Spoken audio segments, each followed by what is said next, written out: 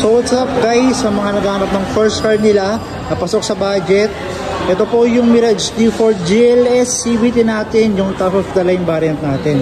Guys, naka-promo po to, 0 down payment, may kasama ka pang free 2 months amortization kapag BPI, BDO, Sterling and BPI approval ka, 19,000 monthly, and may kasama ka pang free car accessories na worth of 30,000. Guys, quick walk around lang tayo para mapakita ko sa inyo kung paano kagwapo to.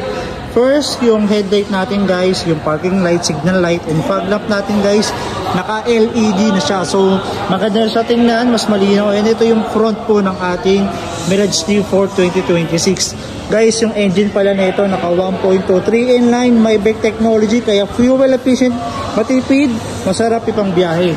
Guys, isa sa mga pinagbago din po itong ating 15-inch alloy wheels, mas pinaganda na siya. So guys, ito yung turn signal light natin. Syempre, naka-keyless operating system tayo.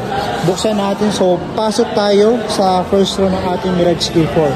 Syempre, automatic windows, lock doors, may lagayan tayo dito, and speaker po. So yung guys, ito yung look ng ating first row. Naka high grade fabric seat material tayo. So tara guys, pasok tayo.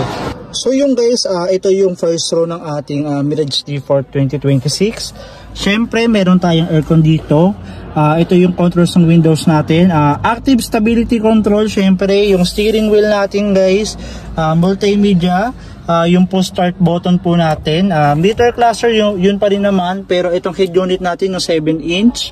Pwede dito yung Android, pwede dito yung Apple. So guys, ito yung single zone automatic climate control, yung AC natin kaya mas malamig. CPT, syempre automatic tayo. Diyan syempre meron tayong conventional handbrake and also yung cup holders. So guys, meron tayong ditong 12 socket na bolts po, and syempre mayroon tayo dito USB package. So may lagayan pa dito guys, ang pwede nyo cellphone nyo, baril nyo o wallet nyo. Guys, ito yung aircon po natin. Syempre may glove box tayo dito, yan, may aircon tayo dito, airbag po natin, ito yung mirror natin, ito yung ilaw natin guys, and syempre yung vanity mirror natin. So may handles naman dito guys, ito yung hawakan natin, automatic windows, may lagayan tayo dito, may speaker tayo. So guys, punta naman tayo sa second row para makita mo naman yung unit natin. So yun guys, punta naman tayo sa second row. Anyway, naka 42 liters po tayo ng gas unleaded, and pasok tayo sa second row. So yan, handles, automatic yung windows, speaker.